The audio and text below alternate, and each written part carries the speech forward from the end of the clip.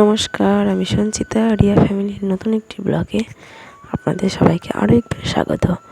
আপনারা সবাই কেমন আছেন? আশা করছি ভালো আছেন। আমিও ভালো আছি বলতে ওই ঠান্ডাটা একটু একটু কমেছে, তবু গলার ভয়েসটা পুরোপুরি আসেনি, হালকা হালকা আবঝা আবঝা লাগছে আর কি। তো মেয়ে এদিকে সকালে ঘুম থেকে উঠেছে, আমার সকালে বাইরের সমস্ত কাজ হয়ে গেছে, তাই বন্ধুদেরকে জানিয়ে দিচ্ছি গুড মর্নিং। তো সকাল সকাল এই যে মেয়ে ঘুম থেকে উঠেছে, সকালে উঠে তো চুলগুলো পুরো এলোমেলো, তাই আমি একটু চুলগুলো হাসি দিচ্ছি।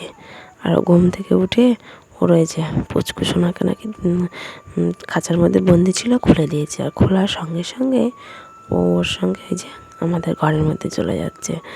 ঘরে গিয়ে তো শুধু খাটের তলায় কোণের মধ্যে থাকবে।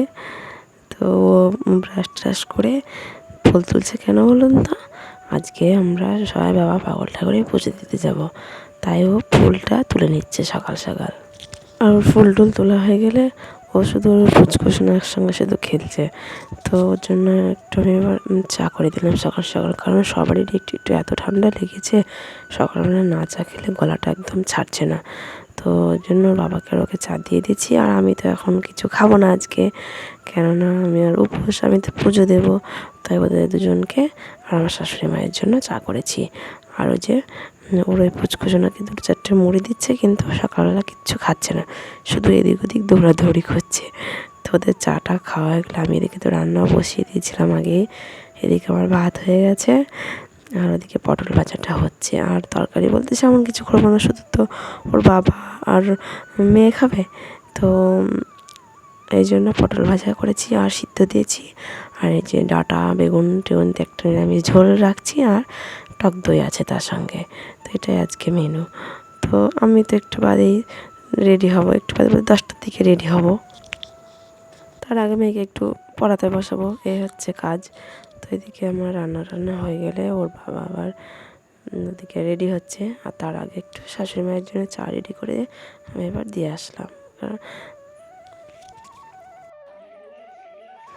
এদিকে এবার রান্নাগুলো সবই হয়ে গেছে, ওর বাবার জন্য আমি টিফিনে খাবারগুলো রেডি করিয়ে দিয়েছি। কারণ এখন তো সময় ওই 7:30 মতো বাজে, তো এত সকালে তো ভাত খাওয়া যায় না, কোনো দিনও খাইও না, ওই 10টা থেকে 11টার সময় খাই। তো ওই জন্য আমি ভাতটা টিফিনে রেডি করে দিই, দোকানে খেয়ে নেয়।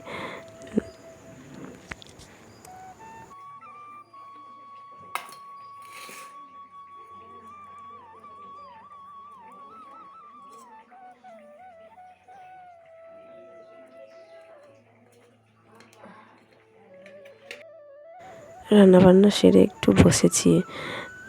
এখন আর ঘরের কাজ কিছু করতে ইচ্ছে করছে না, আগে একটু বসে নিই, তারপরে মেয়েকে আগে পড়িয়ে নেব, তারপরে বাদবাকি যেসব কাজগুলো আছে আমি সেগুলো সারবো। কারণ এখন পড়াতে না বসলে মেয়েকে আর পড়াতে বসতে পারবো না। হয়তো পরে ও পুজো দিয়ে আসলে হয়তো আর পড়তে বসতে চাইবে না, শরীরে ক্লান্তি থাকবে। তো জন্য মেয়েকে একটু পড়িয়ে টড়িয়ে নিয়ে আমি বাকি যেগুলো কাজ ছিল, এই যে আনাজগুলো আমি আঁচড় করে নিচ্ছি। আর এগুলো পড়ে থাকলে হয়তো ব্যাগেই থেকে যাবে, আর গোছানো হবে না।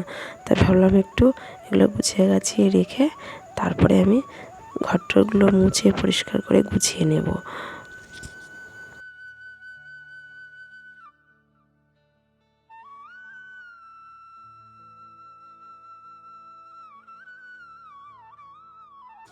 দেখে সবজি গুলো সবই গুছিয়ে রেখেছি, আর তার সঙ্গে ফলগুলোও গুছিয়ে রেখেছি।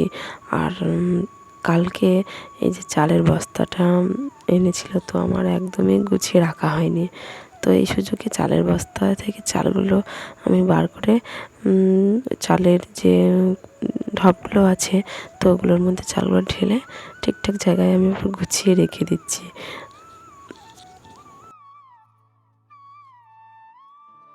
এই যে চালগুলো ঢেলে আমি এই সব ঢপগুলোর মধ্যে রেখে এখানে গুছিয়ে রেখে দিই। তো চালগুলো আমার এখানেই থাকে। তারপরে এই যে কাজ হচ্ছে আমার বেড কভারটি চেঞ্জ করবো, কেননা পুজো টুজো হলে আপনারা তো জানেনই যে আমি বিছানা মানে বেড কভারটা আগে আমি চেঞ্জ করে নিই। তো এদিকে আমার বেড কভারটি চেঞ্জ করা হয়েও গেছে।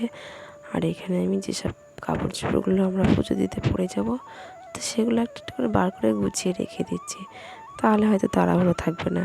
তো সেই জন্য এখানে সব গুছিয়ে কাক করে রেডি করে রেখে দিই। মেয়েকে স্নান করিয়ে ঘরে পাঠিয়ে দেবো, ও তাহলে জামা কাপড়গুলো পরে নিতে পারবে। তো আমার ঘরগুলো সবই ঝাড় দেওয়া হয়ে গেছে। আর কাজ বলতে সেমন কিছুই নয়, এই যে ঘরটা মুছে নেব আর বাইরের হাতে গোনা কয়েকটা বাসন কুসন আছে সেগুলো ধুয়ে পরিষ্কার করে নেব। তো এই হচ্ছে কাজ। তারপরে আমি মেয়েকে স্নান করিয়ে দিয়ে আমি নিজেও স্নান করে ঘরে চলে আসবো। আর আস্তে আস্তে তো বেলা বাড়ছে, বেলা বাড়লে তো বাইরে বুঝতে পারছেন কী অবস্থা, প্রচণ্ড রোদ, বাইরে দাঁড়ানো যাচ্ছে না। কিন্তু পুজো দিতে যাব, তো যেতেই হবে, রোদ হলেও কিছু করার নেই, যেতেই হবে। যে স্নান করে ঘরেও চলে এসেছি আর মেয়েকে তো আগেই স্নান করিয়ে দিচ্ছি, ও এসে নিজের মতো নিজে একটু রেডি হয়ে নিচ্ছে। তো ফল বলতে আমি পাগল ঠাকুরের কাছে 5 রকমের ফলই দেওয়া হয়। তো 5 রকম ফল আজকে ঘরে ছিল, তো সেই ভেবে ভাবলাম যে ফলগুলো আজকে বনিয়ে বাড়ির থেকে নিয়ে যাব। আর ওইখানে আমি বাটা কিনেও নিই। তো আজকে যখন ঘরে সব রকম ফল রয়েছে, তো সেভাবে একটু ফলগুলো আমি বাড়ির থেকে বনিয়ে নিয়ে গুছিয়ে গাছিয়ে নিয়ে যাচ্ছি। বেশিরভাগ সময় আমি ফল টল বাড়ির থেকে নিয়ে যাওয়া হয়, সঙ্গে ফল কাটার বটিটাও নিয়ে যাওয়া হয়। তো মন্দিরের সামনে ওইখানে বসে থেকে ফলগুলো বনিয়ে নিই। তো এত রোদের মধ্যে এই জার্নি করে গিয়ে আবার ফলগুলো বনানো তো একটু কঠিন হয়ে যাবে। তো সেভাবে বাড়িতে ফলগুলো বনিয়ে নিয়েছি। আর এইদিকে আমার ফলগুলো সমস্ত বনানো হয়ে গেছে। আর এদিকে বাবা পাগল ঠাকুরের পুজো দেওয়ার জন্য দুধ গঙ্গা জল নিয়েছি এখানে। আর ওদিকে যেসব ফুলগুলো লাগে টুকিটাকি পেয়েছি সেসব ফুলগুলো আমি গুছিয়ে নিয়েছি। তো চলুন তারপরে আমি রেডি হয়ে নিই। যতই ভাবি যে সকাল সকাল যাব, কিন্তু ঘড়ির কাঁটা তো থেমে থাকবে না, ও তো ওর মতো চলবেই। সময় এখন 12টা বেজেও গেছে। তো এত বেলা হয়ে গেল, ভাবছি মেয়ে নিয়ে যাব রোদে। তো যাই হোক, যেতে তো হবেই। তো এদিকে আমি মেয়ে রেডি হয়ে গেছিলো, তো আমি একটু রেডি হয়ে নিই। আর এখন তো প্রায় ভর দুপুরবেলা, তো যে কারণে একটু বাদেই যাবো, প্রায় 12:30টার সময় বাড়ির থেকে বার হবো। তো যেতে যেতে রাস্তায় যেটুকু অসুবিধা বলতে ওই রোদ গরম, রোদের মধ্যে যাওয়া হবে মেয়ে নিয়ে, এটাই আর কি। কিন্তু বাবা পাগল ঠাকুরের স্থানে পৌঁছে গেলে আর কোনো অসুবিধে নেই। ওইখানের পরিবেশটা যে এত ভালো লাগে, ওইখানে গেলে এমনিতেই প্রাণটা জুড়িয়ে যায়। তখন আর রোদ গরম তো কিছুই মনে হবে না, মনে হবে যে ওইখানেই বসে থাকি সারাদিন। তাহলে বন্ধুরা, বাবা পাগল ঠাকুরের পুজো দেওয়ার ভিডিওটি নেক্সট ব্লগে শেয়ার করব। কারণ এই ভিডিওটি একসঙ্গে শেয়ার করতে গেলে হয়তো লং হয়ে যাবে, তাই এই ভিডিওটি এখানে শেষ করছি। ভালো লাগলে অবশ্যই লাইক, শেয়ার, কমেন্ট আর সাবস্ক্রাইব করতে একদম ভুলবেন না। দেখা হচ্ছে পরের কোনো একটা নতুন ভিডিওতে। ততক্ষণ আপনারা সবাই ভালো থাকবেন। নমস্কার।